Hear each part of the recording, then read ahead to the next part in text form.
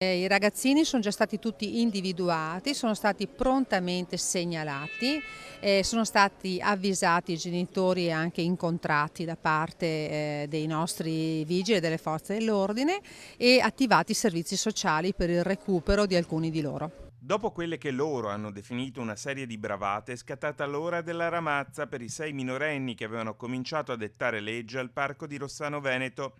A annunciare la chiusura dell'indagine lampo e l'identificazione di tutti i ragazzini è la sindaca di Rossano Veneto, Morena Martini, che ha chiesto aiuto alla sua polizia locale dopo che una mamma ha raccontato di aver sorpreso un gruppetto a offrire una birra al figlio di appena 10 anni, la goccia che ha fatto traboccare il vaso. Prevedibile la reazione dei ragazzini davanti alle divise e all'autorità, le loro certezze e la loro supponenza si è sgretolata davanti alle prime strette di mano e verosimilmente dopo le ramanzine di mamma e papà. Quando sono in gruppo si spalleggiano fra di loro guardando al capogruppo come al leader, in questo caso un leader negativo.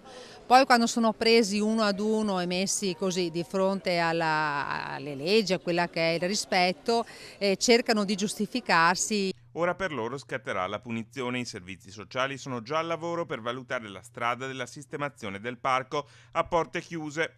Insomma, risistemare quei luoghi a cui loro, gozzovigliando, hanno contribuito a creare un clima di tensione. Noi siamo convinti di aver solo tamponato un problema che esiste non solo a Rossano, ma purtroppo vediamo in tantissime città.